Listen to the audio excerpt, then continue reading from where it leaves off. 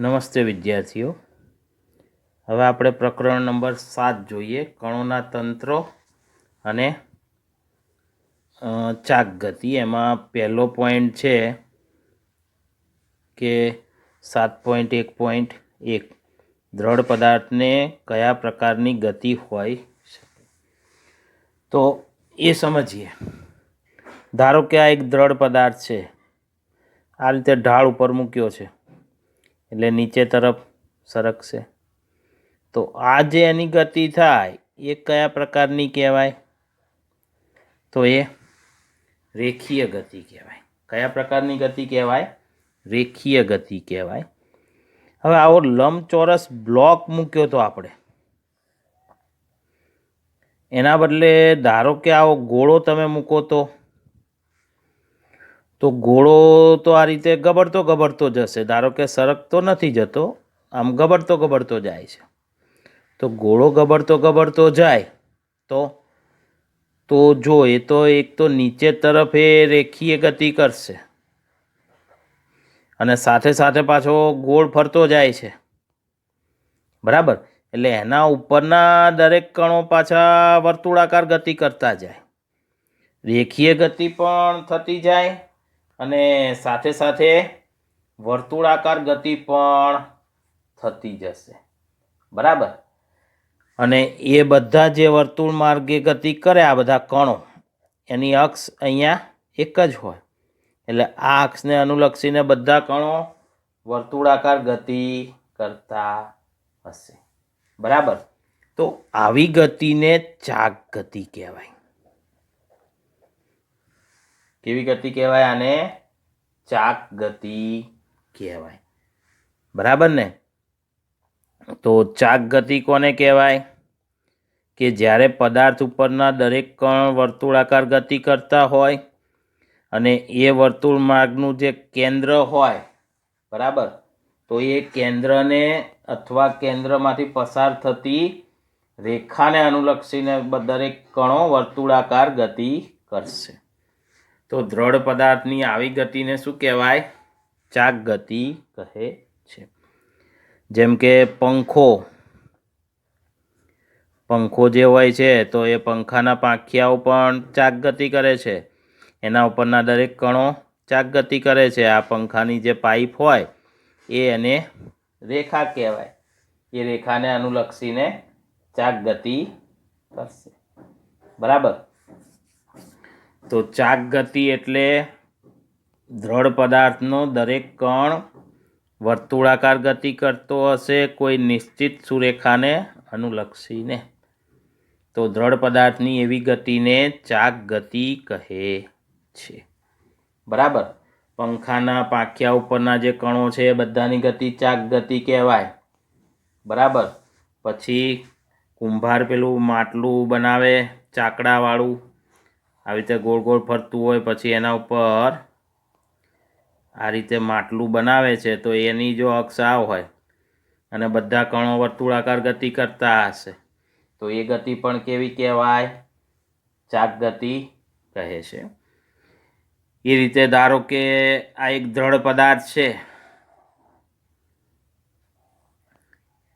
આ ત્રિપારિમાણિક યામ પદ્ધતિ લઈ લઈએ, એક્સ, વાય અને ઝેડ, અને દ્રઢ પદાર્થ આ ઝેડ અક્ષને અનુલક્ષીને આ રીતે વર્તુળાકાર ગતિ કરે તો એના ઉપરના બધા કણો પણ વર્તુળાકાર ગતિ કરશે। ધારો કે આ P1 કણ છે તો એનું કેન્દ્ર આ રેખા ઉપર આવશે, બરાબર, C1 કહીએ, અને ત્રિજ્યા R1, તો એ વર્તુળાકાર ગતિ કરશે।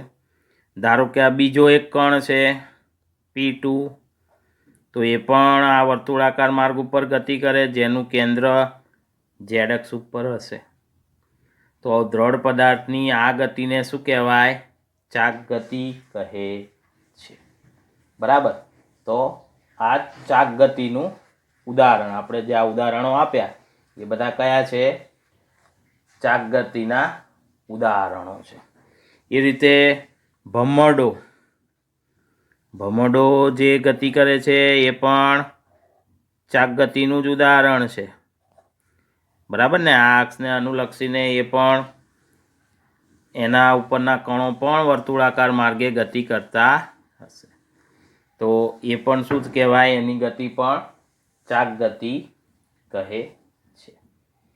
પણ ભમરડાનો પ્રોબ્લેમ એ છે કે આવી રીતે સ્થિર નહીં ગતિ કરે. એ તો જો આમે નમશે આમે નમશે, એટલે એ આવા શંકુ આકારમાં ગોળ ગોળ ફરતો હશે. બરાબર. તો આવા શંકુ આકારની એની જે ગતિ હોય છે એને ધ્રુણન કહેવાય. શું કહે છે આને? ધ્રુણન કહેવાય. આ પ્રકારની ગતિ શું કહેવાય? ધ્રુણન કહે છે. અને એ ધ્રુણનમાં એનું માત્ર આ સંપર્ક બિંદુ સ્થિર હશે, બાકી ભમરડો આ રીતે શંકુ આકારમાં ફરતો હશે, પણ એનું આ સંપર્ક બિંદુ છે એ ત્યાં ને ત્યાં સ્થિર રહેશે. આવું ટેબલ ફેનમાં જોવા મળે, ખબર ને? ટેબલ ફેન હોય તો ટેબલ ફેન આપણને ખબર છે કે આવી રીતે આમ ફરતો હોય છે, તો એમાંય એનું સંપર્ક બિંદુ અહીંયા સ્થિર રહેશે, પણ ટેબલ ફેન આ દિશામાં ફરતો રહેશે. તો આવી ગતિને શું કહેવાય? ધ્રુણન કહેવાય. બરાબર. તો આપણે ચાક ગતિ કોને કહેવાય એ સમજ્યા, અને ધ્રુણન વાળી ગતિ કઈ એ પણ આપણે સમજ્યા. બરાબર. હવે ત્યાર પછીનો પોઈન્ટ લઈએ 7.2 દ્રવ્યમાન કેન્દ્ર. કયો પોઈન્ટ છે? દ્રવ્યમાન કેન્દ્ર કોને કહેવાય એ સમજીએ. તો પહેલાં તો દ્રવ્યમાન કેન્દ્રની સાદી વ્યાખ્યા. કોને દ્રવ્યમાન કેન્દ્ર કહેવાય? તો જે બિંદુએ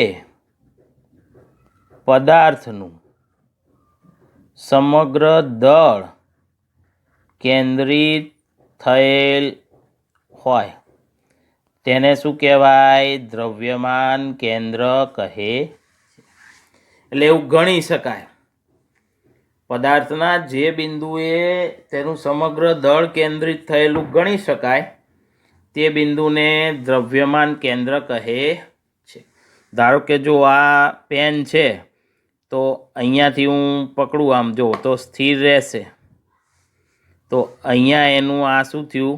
દ્રવ્યમાન કેન્દ્ર એનું અહીંયા હશે. બરાબર. એનું સમગ્ર દળ અહીંયા કેન્દ્રિત થયેલું ગણી શકાય, તો એને પદાર્થનું શું કહેવાય? દ્રવ્યમાન કેન્દ્ર. પણ આપણે પદાર્થના દ્રવ્યમાન કેન્દ્રની ચર્ચા નથી કરવાની. આપણે તંત્ર નહીં, કણોના તંત્રનું દ્રવ્યમાન કેન્દ્ર લેવાનું છે. તો પહેલાં આપણે માત્ર 2 કણો લઈએ અને એના તંત્રનું દ્રવ્યમાન કેન્દ્ર લઈશું.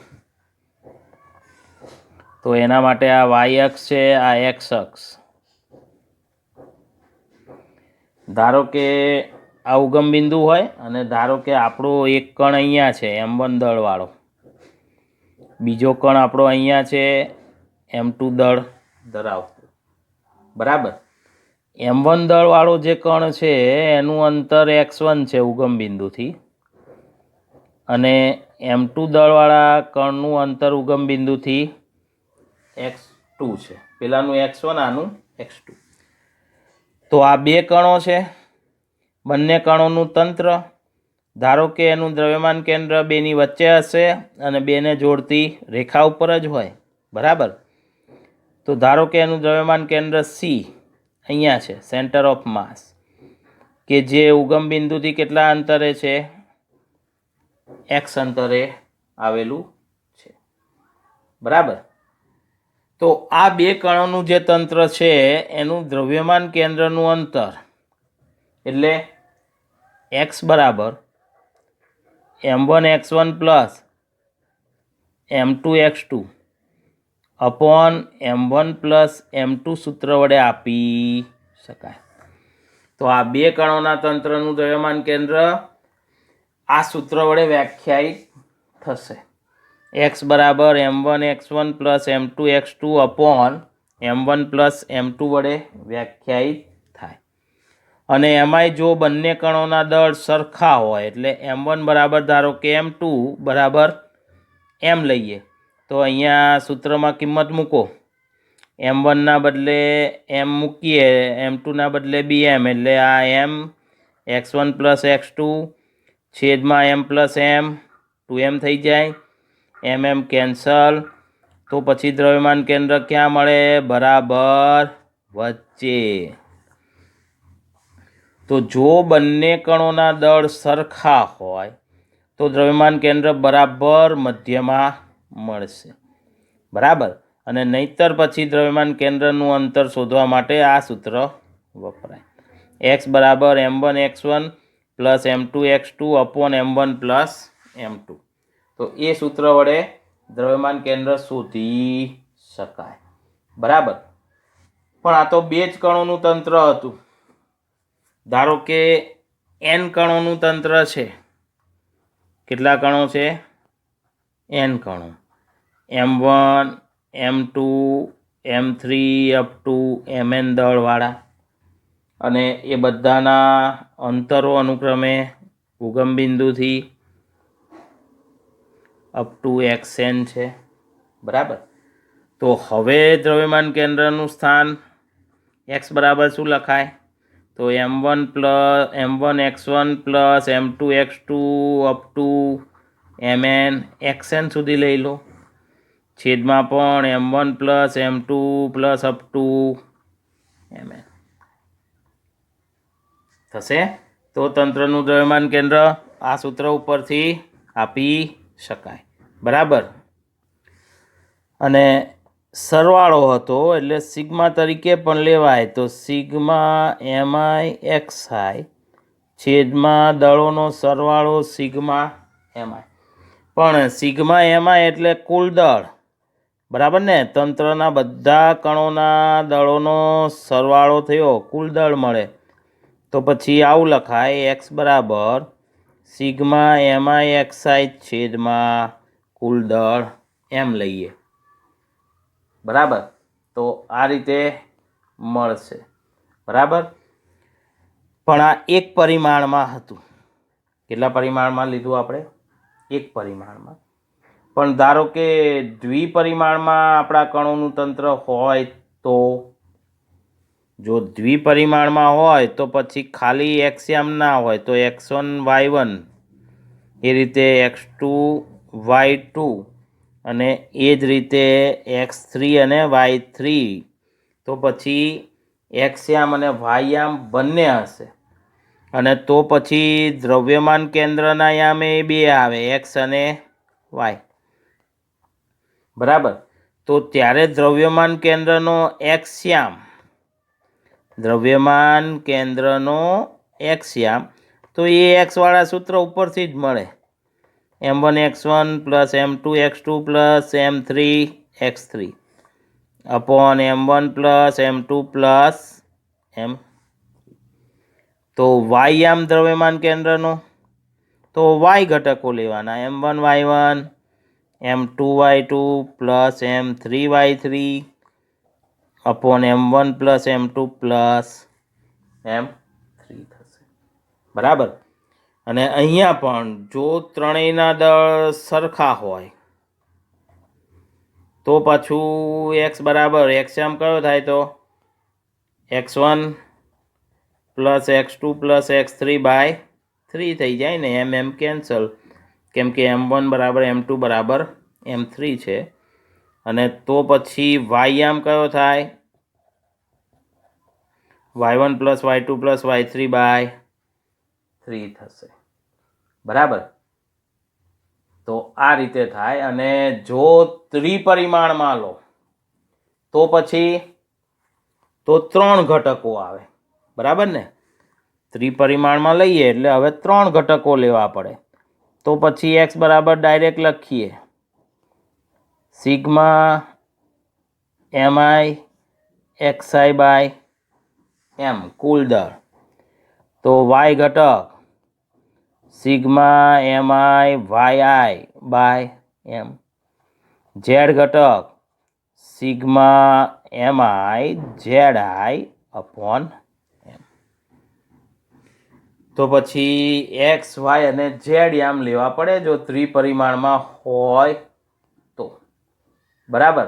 અને એ જ રીતે જો સ્થાન સદિશ આપ્યો હોય, ધારો કે સ્થાન સદિશ છે એક્સ આઈ કેરેટ, વાય જે કેરેટ અને ઝેડ કે કેરેટ છે, બરાબર.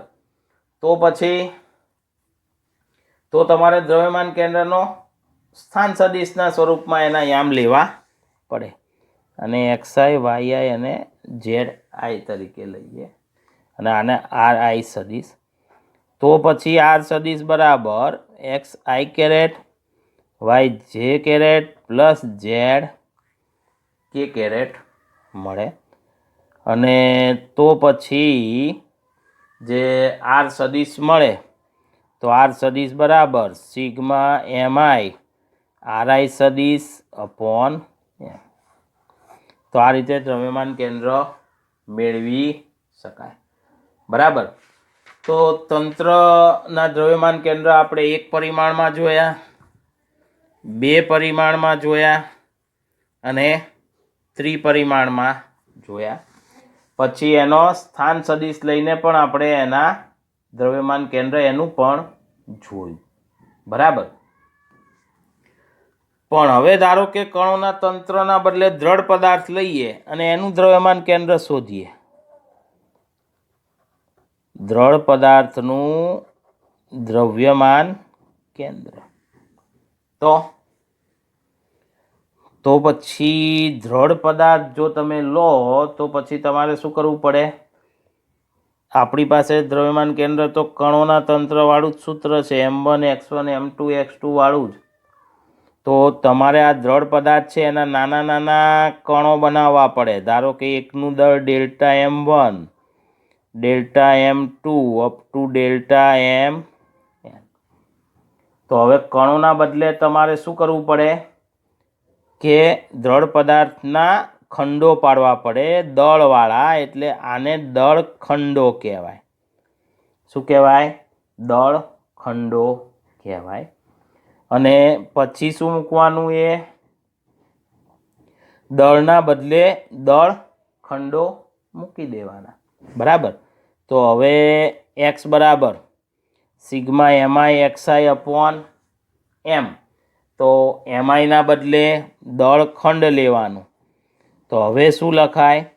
તો sigma delta MI XI upon sigma delta MI. તો હવે આ રીતે લખાશે, બરાબર. વાય એમ લખવું હોય તો સિગ્મા ડેલ્ટા એમઆઈ વાયઆઈ છેદમાં સિગ્મા ડેલ્ટા. ટૂંકમાં હવે દળ એમના બદલે કયું લેવાનું? ડેલ્ટા એમ લેવાનું દ્રઢ પદાર્થ માટે, બરાબર. ચલો, અને એ જ રીતે ઝેડિયામ લઈએ તો સિગ્મા ડેલ્ટા એમઆઈ ઝેડાઈ છેદમાં સિગ્મા ડેલ્ટા એમઆઈ, બરાબર. સમજાયું? એટલે સરવાળો સિગ્માના સ્વરૂપમાં આપણે લીધેલો છે, અને સરવાળો સિગ્માના સ્વરૂપમાં લીધો છે. અને સરવાળો એટલે આપણે આગળ કીધું કે સંકલન એ ગણાય. તમે સિગ્મા સ્વરૂપવાળો સરવાળો જે હોય એને સંકલન સ્વરૂપમાં લઈ શકો, પણ ક્યારે? કે જો આ જે દળ ખંડો છે એનું કેવું વિતરણ હોવું જોઈએ? સતત. દળ ખંડો સતત વિતરણ પામેલા હોવા જોઈએ, તો તમે આ સરવાળો સિગ્માના સ્વરૂપમાં સિગ્માવાળો સરવાળો સંકલનના સ્વરૂપમાં લઈ શકો, બરાબર.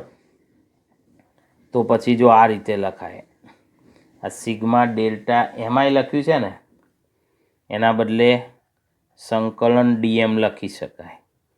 સંકલન ડીએમ એટલે કુલ દળ એમ, બરાબર. અને એ જ રીતે ડેલ્ટા એમઆઈ એક્સઆઈ હતું, તો એના બદલે તમે શું લખી શકો? ડેલ્ટા એમઆઈના બદલે ડીએમ, એક્સઆઈના બદલે એક્સ ડીએમ, બરાબર. એ જ રીતે સિગ્મા ડેલ્ટા એમઆઈ વાયઆઈ, તો શું લખાય? સંકલન Y DM.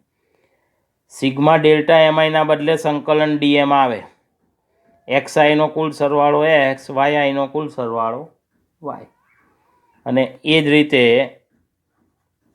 Delta MI Z આઈ તો સંકલન ઝેડ ડીએમ. બરાબર, તો આવું થશે. અને તો પછી ફરી પાછા એક્સ વાય અને ઝેડ વાળા સૂત્રો સંકલન સ્વરૂપમાં લેવા પડે, લખવા પડે. શું લખશો? ડેલ્ટા એમઆઈ એક્સ આઈના બદલે તો સંકલન એક્સ ડીએમ છેદમાં એમ. વાય બરાબર તો 1/m બહાર લઈ લઈએ ને, સંકલન વાય ડીએમ. ઝેડ બરાબર 1/m સંકલન. સમજાયું? તો દ્રઢ પદાર્થનું દ્રવ્યમાન કેન્દ્ર તમે આ સૂત્રોનો ઉપયોગ કરીને શોધી શકો. કણોના તંત્રો હોય તો આ બધા સૂત્રો વપરાય, સિગ્મા વાળા ચાલે. પણ દ્રઢ પદાર્થમાં શું હોય કે કણોનો જ બનેલો હોય, પણ એ બધા કણો પાસે ગોઠવાયેલા હોય. પાસે ગોઠવાયેલા હોય એટલે સતત વિતરણ હોય. સતત વિતરણ હોય તો સિગ્મા વાળો સરવાળો સંકલનમાં ફેરવાઈ જાય, લખી શકાય, ચાલે. બરાબર.